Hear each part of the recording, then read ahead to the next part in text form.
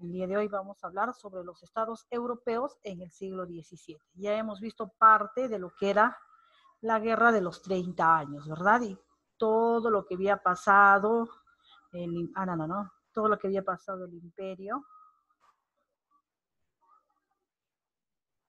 cómo quedó los alemanes, ¿no? A consecuencia de la guerra. Eso habíamos observado en la clase anterior. Ya está, muy bien. Entonces, el día de hoy trabajamos con lo que son los estados europeos en el siglo XVII. La primera va a ser la situación en el siglo XVII. ¿Qué pasa después de la guerra de los 30 años? ¿Qué ha pasado? ¿Te acuerdas que Francia toma protagonismo, verdad? Porque lo que le interesaba no era la religión en sí, sino tomar el poder de Europa y colocarse como potencia. Y obviamente que lo logró, ¿verdad? Ahora dice, en el mundo político europeo en el siglo XVII estuvo caracterizado por tres aspectos fundamentales. La hegemonía francesa. ¿Qué significa eso? Significa, eso significa que Francia tiene poder en Europa sobre los otros países. ¿Listo? Después vamos a tener la decadencia de España. Ya, si te das cuenta, te acuerdas que los españoles ayudaron a lo que era Alemania en la guerra, en el Imperio Greco-Romano. Entonces, ellos también se ven afectados, ¿no? Hay muchos lugares que ellos se han invadido y al final de la guerra de los 30 años se van a ver con muchas colonias que ya no les van a pertenecer porque se comenzaron a independizar. ¿Qué pasó con España? A ver, hacemos un pequeño recuento. Más o menos en 1500, cuando comienza a descubrir América, ¿correcto? Lo que a España le interesaba era seguir conquistando tierras, ya, tribus o otros países, y entonces tomaba poder. Según ellos, llevando el cristianismo, ¿no? Pero lo que ellos querían en sí eran, pues, apoderarse de los territorios, y eso no fue inmerso en América. Cuando Cristóbal Colón quiere demostrar a los reyes católicos de que la tierra no era plana, porque ellos no salían, ¿ah? Ellos solamente se movían ahí nada más. Y ellos decían, pero si tú te vas de frente, hay un abismo y te vas a ir al infierno. Aunque hay otros que ya comenzaron a descubrir que, pues, que la Tierra tiene una forma redonda, y él dijo, no, sí, yo voy a descubrir, yo sé que algo voy a encontrar ahí. No, voy a demostrar que no es plana. Entonces, Colón, en esta travesía, llega a América, que en ese caso le llamaron las Indias, ¿no? Entonces, él trajo a una India, observaban las riquezas, el oro, la plata, todo, y llevó a España. Y España dijo, oh, ¿qué? ¿Eso has encontrado? Ya, muy bien, lo que tú has encontrado, cierta parte para ti y para mí, decía el rey, ¿no? Y desde aquellos tiempos, España hacía eso, invadir muchos lugares y se agarraba todo lo que era su riqueza, tomaba poder económico y, según ellos, con el cuento de llevar el cristianismo. O si nos recordamos, cuando llega a América, ¿qué le dicen a nuestro Inca, no? Le da la Biblia, pero el Inca, como no sabía leer, él pensó que iba a salir una vocecita de la Biblia, se lo puso en el oído y como no hacía nada, lo botó. Y eso para los españoles que creían mucho en la Biblia, ¿no? La religión, oh, Dios santo mío, era pecado total. Entonces, por eso lo condenaron. Y, bueno, excusas. Y nos hicieron esclavos, se apoderaron de nuestras tierras. Y así como hizo con América, hizo gran parte de Europa. Entonces, España, en muchos lugares, tenía muchos terrenos, muchas colonias. Y ahí es donde, pues, Francia también dice, no, tiene el apoyo, Alemania le está apoyando los españoles, y él no le interesaba una guerra religiosa, sino le interesaba bajarlo a Alemania, bajárselo como potencia y a España también, y él tomar esa potencia, ese poder, ¿no? Que como excusa estaba, pues, la religión. Entonces, después de eso, España, como ya se ve herido, y Portugal también se independiza, y las Provincias Unidas también se independizan, entonces ya, pues, queda decadente, ¿no? España ya no es la misma, sigue siendo potencia, pero sigue la misma. y va a surgir Inglaterra como potencia. Acá tenemos a Inglaterra. Vamos con el otro. En Inglaterra hay muchos, va a ver usted el príncipe Carlos II, ¿ya? Se va a quedar como rey de Inglaterra. El problema es que él no es un buen rey, es muy abusivo, implanta muchos impuestos injustos, y él decide qué hacer y qué no hacer. Para él, la única voz de poder son ellos. O sea, me refiero a un gobierno absolutista, donde solamente el gobierno lo tiene el rey. El poder, el rey. La decisión, el rey. El resto no opina. Pero aquí va a surgir que el pueblo dice, no, no es posible. Las decisiones que él toma para nosotros es injusto. Entonces, lo que vamos a hacer es implantar una monarquía parlamentaria. Ah, ya. ¿Qué quiere decir? Ya, bueno, tu rey puedes reinar, tus hijos pueden reinar, tus nietos pueden reinar, pero siempre en concordancia de un parlamento donde te va a ayudar a regir. O sea, digamos, en el caso de Perú, nuestro parlamento son los congresistas. Y en el caso de nosotros tenemos un presidente y ellos tienen un rey. Nosotros elegimos, ¿no? En ellos caso no, ellos son hereditarios, el rey. Pero el Parlamento hace si aprueba o no aprueba las leyes. Igualito hace nuestro Congreso. Aprueba o no aprueba, de acuerdo a la mayoría, ven sus puntos de vista. Entonces, ellos son los que hacen las reglas. Y en ese tiempo también, eso es lo que ellos querían, estaban hartos de tanta injusticia. Vemos acá, dice, el enfrentamiento entre el poder legislativo, o sea, el rey, que es el poder legislativo, y el parlamento, y el poder real, se saldó a favor del primero, ¿ya? Moderando el rey su política absolutista, viéndose controlado por el parlamento. Como te dije, la gente estaba muy molesta. Y comienza la primera revolución. Todas las personas se rebelan contra el rey. Y en eso va a surgir un personaje que se llama Oliver Cromwell. Él se había retirado del parlamento, ya no, pero regresa a consecuencia del abuso del rey. Entonces, él es el que comanda la revolución. Y se estalla la guerra civil en 1642. Reunió un regimiento de caballería para combatir en favor de la causa parlamentaria. Con este contingente logró un enorme prestigio como militar durante la primera fase de la revolución. Lo conocieron como un buen militar, ¿no? Entonces peleó con la gente del rey y ganaron. Por eso dice, se ganó un buen prestigio, ¿no? Porque él decía, no es posible que el rey quiera hacer lo que le da la gana. Entonces, para eso vamos a tener un parlamento. Y es más, el rey, cuando quería, podía votar al parlamento. O sea, había hecho reglas injustas, leyes injustas. Y el pueblo no estaba muy contento, que digamos. ¿Ya? Muy bien, acá tenemos a nuestro rey, Carlos de Inglaterra, ¿ya? El que se va a encargar de hacer todas esas injusticias, pero la primera guerra, la primera revolución civil, la tiene perdida. Vamos con la segunda revolución civil.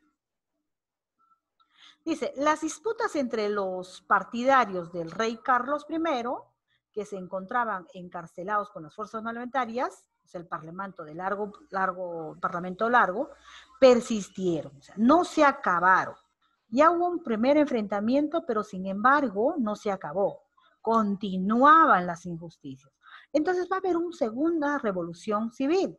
Sin embargo, los escasos apoyos monárquicos entre los propios parlamentarios cesaron cuando el rey escapó. Se alió con los escoceses y se desencadenó la nueva guerra civil. Entonces, como yo te decía, estos no estaban de acuerdo y el rey se sentía pues más encarcelado por la gente y por el parlamento. Entonces lo que dice, no, o reinan ellos o reino yo. Y él se escapa, huye, pero busca la ayuda de los escoceses, ¿para qué? Para hacer una guerra y controlar la revolución del pueblo. Como no estaban de acuerdo con él, entonces lo que él buscaba era controlarlo. Como él huye, entonces ahí comienza la revolución, el enfrentamiento entre uno y el otro.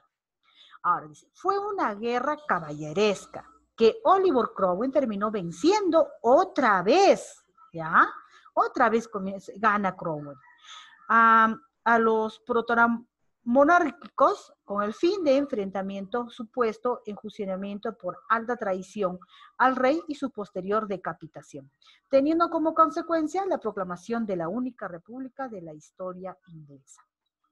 ¿Qué significa esto? Que Cromwell le gana en la Revolución Civil, en la Segunda Revolución. Atrapa a Carlos I. Y como él se fue a hacer sus tratos con los escoceses, entonces le dice, no, tú eres un traidor. Encima te abusas del pueblo. Entonces lo asesinaron y lo decapitaron. ¿Listo? Y al final de la revolución deja de ser una monarquía. Entonces van a ser un presidente. Ya no va a haber rey. Va a haber un presidente. ¿Ok? Pero eso no quiere decir que la gente del rey no esté libre. O sea, por ahí están andando todavía. Seguían las consecuencias. ¿Ya?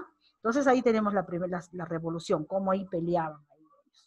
Vamos con la Tercera Guerra Civil. Ya acá dice, la primera tarea de Cromwell durante la República, ya, proclamada después de la ejecución de Carlos el 30 de enero en el 49, fue la pacificación de Irlanda y Escocia. Ya, entonces, ahí los dos países también estaban en cierto enfrentamiento y ahí se van a tranquilizar ellos. Frente a las fuerzas realistas que apoyaron al sucesor legítimo, el futuro Carlos II de Inglaterra. Sus principales objetivos eran lograr el gobierno estable y de tolerancia para todas las sectas puritanas. Cromwell aplastó a los partidarios monárquicos en Irlanda y Escocia y controló a Inglaterra. ¿Qué significa esto? Como ya Carlos fue decapitado y ahora Inglaterra ya no era una monarquía, sino era una república donde Cromwell ya es denominado el primer presidente de la República. Pero aún así tenemos a su sucesor, ¿no? Que es Carlos II, ¿ya? Es el hijo de Carlos I. Entonces, él se encontraba ahí, comienzan a hacer una guerra, ambos, ¿ya? Pero también en la Tercera Guerra Civil, Cromwell va a ganar no es la guerra, la Revolución Civil, ¿ya? La primera rebelión.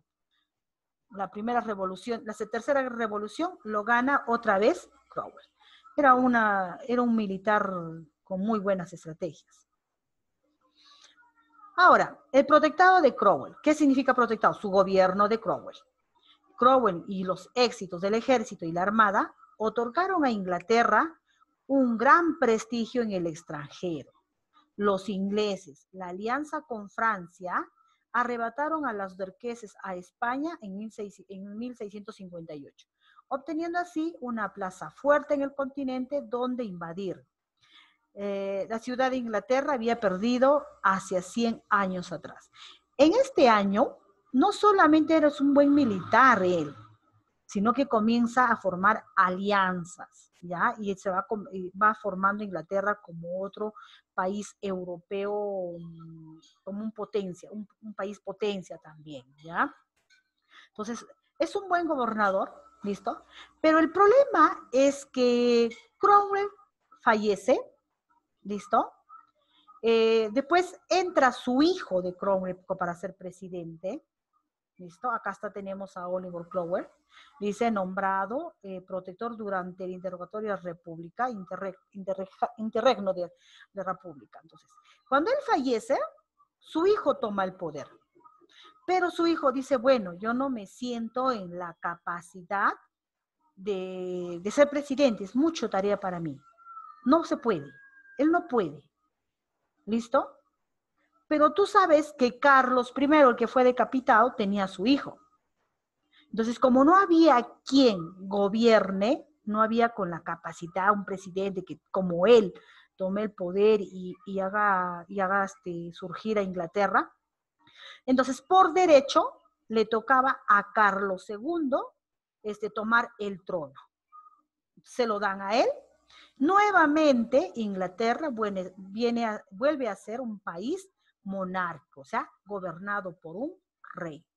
Pero él no se la va a venir fácil. O sea, él viene, comienza a gobernar, pero dice, tú no vas a gobernar solo, tú vas a gobernar con un parlamento, donde van a regir tus decisiones si son buenas o son malas, ¿no? De igual manera, si el parlamento decide algo, él también tiene que dar el visto bueno. O sea, acá ya son varias personas que deciden, ya no solamente una.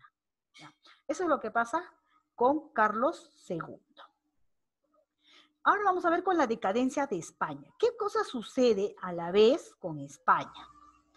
La decadencia española fue el proceso paulatino del agotamiento y desgaste sufrido en por la monarquía hispánica a lo largo del siglo XVII. Durante los reinados de los denominados Austrias menores, los últimos reyes de la Casa de Austria, Felipe II, Felipe IV y Carlos II, ¿ya? Proceso histórico simultáneo a la denominación crisis general del siglo XVI. Tú sabes que España, como ya fue afectado por la guerra de los 30 años, encima había muchas colonias que estaban en su dominio, se hicieron independientes, se independizaron, entonces él entra en caos. ¿Ya?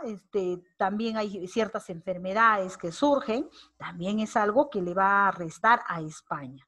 Sigue siendo un país como considerado potencia, pero ya no como antes, con ese esplendor de dominar y tener ciertas extensiones, ¿no? Porque lo noqueó Francia. ¿Te acuerdas que Francia lo noqueó en una guerra todavía donde era una matanza total? ¿Te acuerdas? En la frontera con Francia, y ellos, los españoles, dijeron, no, nosotros peleamos hasta morir. ¿Ya? ¿Te acuerdas de Rocroi, de la batalla de Rocroi?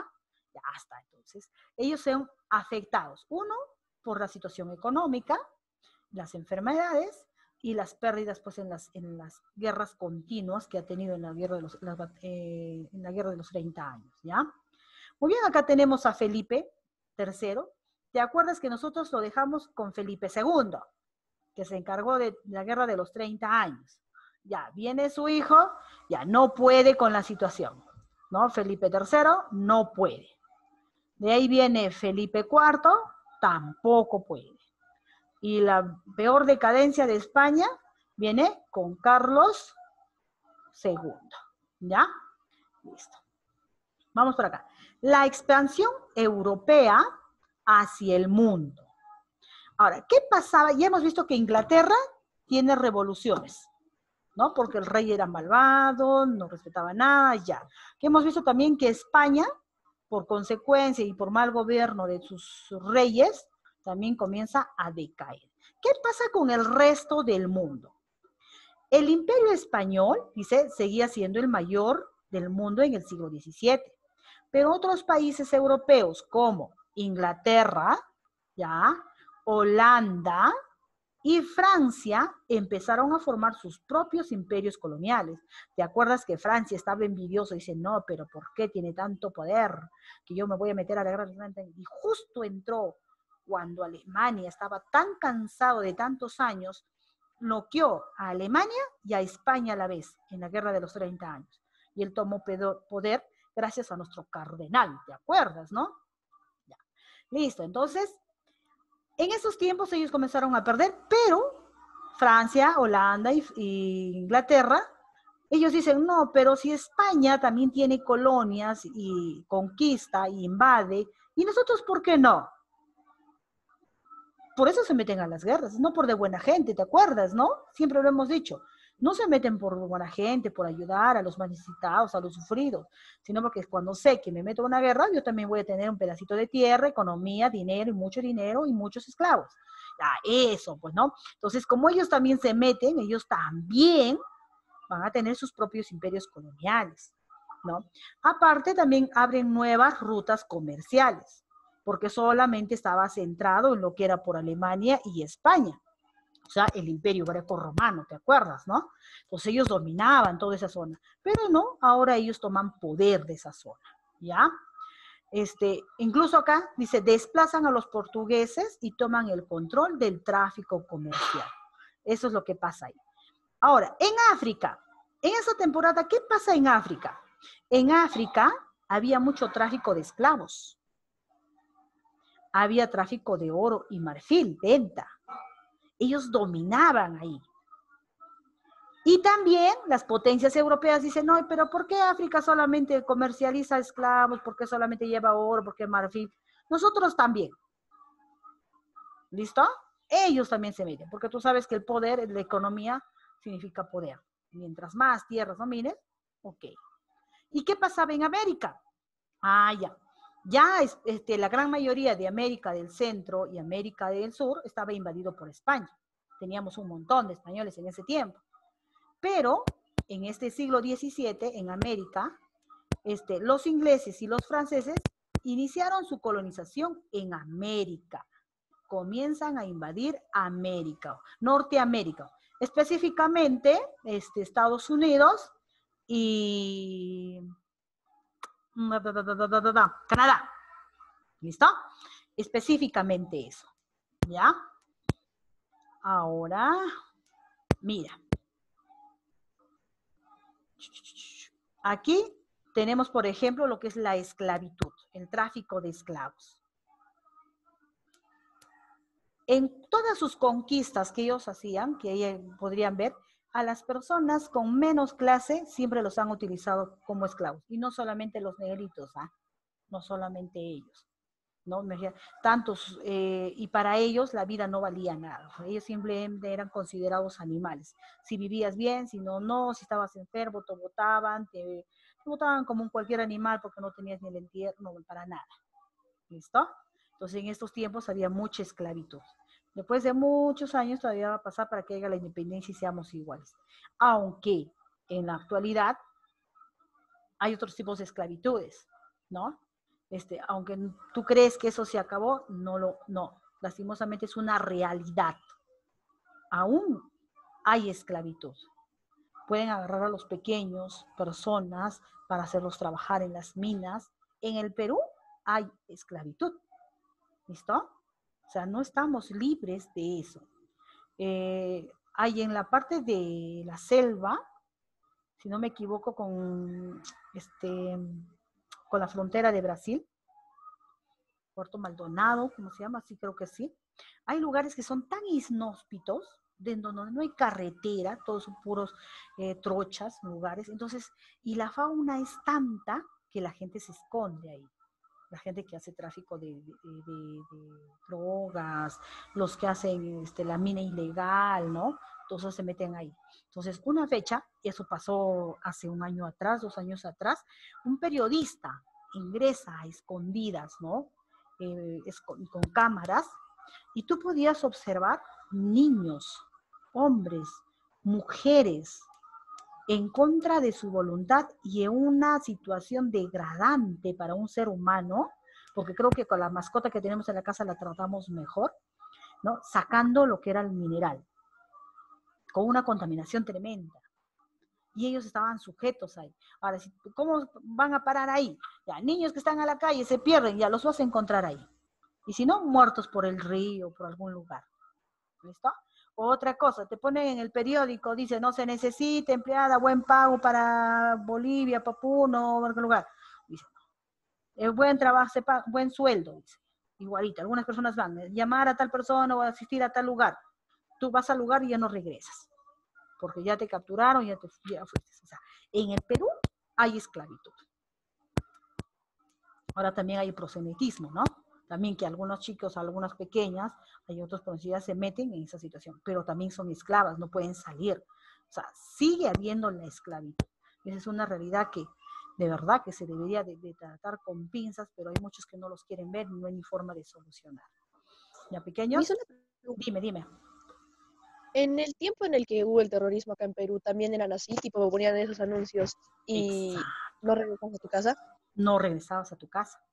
En el caso del terrorismo, a ver, les explico. ¿Qué pasaban? Hay zonas en los pueblitos de donde pues están lejos de la ciudad o de una comisaría, ¿no? y la zona más golpeada, el departamento más golpeado ha sido Huancavelica y Ayacucho. Entonces tú vas a Ayacucho, pues tiene 1 hora y ves un pueblito de 10 casas, 20 casitas y no hay más. Vas a otra hora y encuentras así. ¿Y en qué pasaba con el terrorismo? Entonces venía el terrorismo y te decía, colabora, te pedía plata, comida, animales. Y si no colaborabas, tú eras traidor para el terrorismo, estás traicionando al pueblo. Y ahora venía el ejército, dice, ya, no, ustedes son terroristas, ya, colaboren con comida, con dinero para el ejército. Y si no lo hacías, eras terrorista. En ambos lados, los pobladores estaban sujetos a él. Y en muchos lugares, los terroristas venían a los hombres, algunos hombres, a la gran mayoría de los hombres los mataban, se llevaban a las mujeres y a los niños, ¿ya? A los niños se los llevaban, eran tan pequeñiles y les enseñaban a agarrar un arma, a cómo disparar, a cómo matar. A las mujeres las hacían cocinar, lavar, también tenían que aprender a agarrar un arma, era obligatorio, ¿ya? Pero también las tenían y tenían hijos con ellas. Full hijos. Si no me equivoco, hace 5 años atrás hubo un reportaje, y mírenlo ustedes, busquen un video, cómo unas personas huyen cuando va la policía y justamente agarró una comunidad de esas, un grupo de ellos. Hay mujeres que han regresado a su casa después de 20 años porque seguían siendo esclavas. Y no solamente pues era limpiar, sino también se aprovechaban sexualmente de ellas, ¿no? Las golpeaban, ya las tenían como cualquier animal para procrear hijos, y los hijos eran entrenados para eso. O sea, la época del terrorismo en el Perú ha sido muy, muy trágico. Y hasta ahora hay personas que siguen sujetas ahí, que están ahí, no se reúnen con su familia años, porque hay ese tipo de esclavitud, ¿no? Necesito gente acá. A algunos les llegarán a cambiar el pensamiento, a otros no, seguirán añorando a su familia y extrañar su casa, ¿no? Pero así pequeños. Bueno, entonces el día de hoy, ¿alguna pregunta más para terminar? Besitos para ustedes. Muchos besos, muchos besos. Ya. No hay ninguna consulta más. Dice Daniel de Chincha, dice Daniel.